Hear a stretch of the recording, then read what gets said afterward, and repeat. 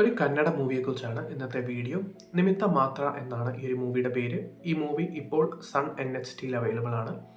So ഈ മൂവിയിൽ അഭിനയിക്കുന്നത് പൂർണ്ണചന്ദ്ര മൈസൂരു, അതുപോലെ തന്നെ അരവിന്ദ് കുൽപ്രിക്കൽ, നേരത്തെ മ്യൂസിക് ഡയറക്ടറായിരുന്ന ഇപ്പോൾ മ്യൂസിക് ഡയറക്ടർ തന്നെയാണ്. സോ അവരാണ് ഈ ഒരു മൂവിയിലെ ആക്ട്രസ് ആയിട്ട് വരുന്നത്. സംഗീത രാജീവ് എന്നാണ് ആക്ട്രസിൻ്റെ പേര്. സോ ഇവർ 3 പേര് ഉൾപ്പെടുന്ന കുറേ സംഭവങ്ങളാണ് ഈ ഒരു മൂവി പറയുന്നത്. ഇതിൻ്റെ സ്റ്റോറി സ്റ്റാർട്ട് ചെയ്യുന്നത് എങ്ങനെയാണെന്ന് വെച്ചാൽ, ഇതിൽ ആദ്യം ഒരു ഓർഫനേജ് ആണ് കാണിക്കുന്നത്. കുറേ കുട്ടികൾ ഈ ഒരു ഓർഫനേജിൽ അഡ്മിറ്റ് ചെയ്യാമെന്ന് ഒരു ഡോക്ടർ എന്ന ഒരു സിസ്റ്ററിനോട് ചോദിക്കുന്നു. സിസ്റ്റർ ആദ്യം സമ്മതിക്കുന്നില്ല, പിന്നെ സമ്മതിക്കുന്നു. അതിന് കുറേ ദിവസങ്ങൾക്ക് ശേഷം ആ ഓർഫനേജിലുള്ള കുട്ടികളൊക്കെ പോയിസൺ കഴിച്ച് മരിക്കുന്നു. സോ അത് കഴിഞ്ഞ് 15 വർഷം കഴിഞ്ഞാണ് ഇതിലെ മെയിൻ ഹീറോ ആയിട്ടുള്ള പൂർണ്ണചന്ദ്ര മൈസൂരു എന്ന വിക്രം ആചാര്യ എന്ന് പറയുന്ന ആ ഒരു ക്യാരക്ടറിനെ പരിചയപ്പെടുത്തുന്നത്. സോ അദ്ദേഹത്തെ സംബന്ധപ്പെട്ട് കുറേ സീരിയൽ കില്ലിങ്സ് ഒക്കെ നടക്കുന്നുണ്ട്. സോ ആ ഒരു സീരിയൽ കില്ലിങ്സ് നടന്നു കഴിയുമ്പോൾ അരവിന്ദ് കുൽപ്രിക്കലിന്റെ ക്യാരക്ടറായിട്ടുള്ള അജാസ് മാലിക് എന്ന് പറയുന്ന ആ ഒരു കഥാപാത്രവും സമാനമായിട്ട് ഒരു അന്വേഷണം നടത്തുന്നു.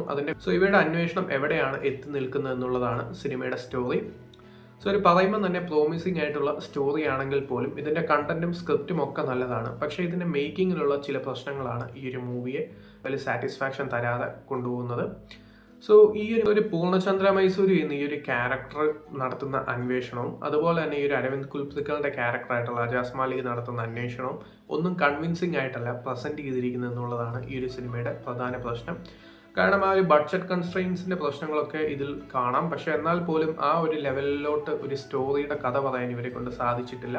അതിന്റെ കൂടെ തന്നെ വരുന്ന ആക്ഷൻ കൊറിയോഗ്രഫിയും മൂവിയുടെ ആ ഒരു മൂഡ് നശിപ്പിക്കുന്നുണ്ട്. കാരണം അങ്ങനെയുള്ള ആക്ഷൻ കൊറിയോഗ്രഫി സെറ്റ് ചെയ്തിരിക്കുന്ന രീതിയൊന്നും ഒട്ടും കൺവിൻസിംഗ് ആയി തോന്നാത്തതാണ് മൂവിയുടെ വേറൊരു പ്രശ്നം.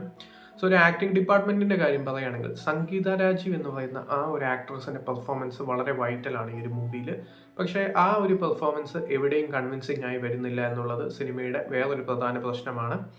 സോ അങ്ങനെ പോകുന്ന ഒരു ട്രാക്കാണ് മൂവിയുടേത്. നല്ല സ്റ്റോറിയും നല്ല കണ്ടന്റും കുറച്ച് പുതുമയുള്ള സംഭവങ്ങളൊക്കെ മൂവി ഇൻട്രൊഡ്യൂസ് ചെയ്യുന്നുണ്ടെങ്കിൽ പോലും, ഈ ഒരു മൂവി ആ ഒരു ട്വിസ്റ്റും കാര്യങ്ങളൊക്കെ ഉണ്ടെങ്കിൽ പോലും അവിടെയും ഒരു വൗ ഫാക്ടർ തരാതെ പോകുന്ന രീതിയിലുള്ള മേക്കിംഗ് ആണ് മൂവി ഫോളോ ചെയ്യുന്നത്. അതുകൊണ്ട് തന്നെ മൂവി ഒരു പരിധിയിൽ കൂടുതൽ നന്നാവുന്നില്ല. പൂർണ്ണചന്ദ്ര മൈസൂരി എന്ന വിക്രമാചാര്യ എന്ന് പറയുന്ന ആ ഒരു ക്യാരക്ടറും അരവിന്ദ് കുൽപ്രിക്കൽ ചെയ്യുന്ന അജാസ് മാലിക് എന്ന് പറയുന്ന ഒരു ക്യാരക്ടറും ഇവരുടെ പെർഫോമൻസ് അത്യാവശ്യം നല്ല രീതിയിൽ വന്നിട്ടുള്ള പെർഫോമൻസ് ആണ്. അതല്ലാതെ നോക്കുവാണെങ്കിൽ കാര്യമായിട്ടുള്ള പെർഫോമൻസോ സംഭവങ്ങളോ ഒന്നും സിനിമയിലില്ല.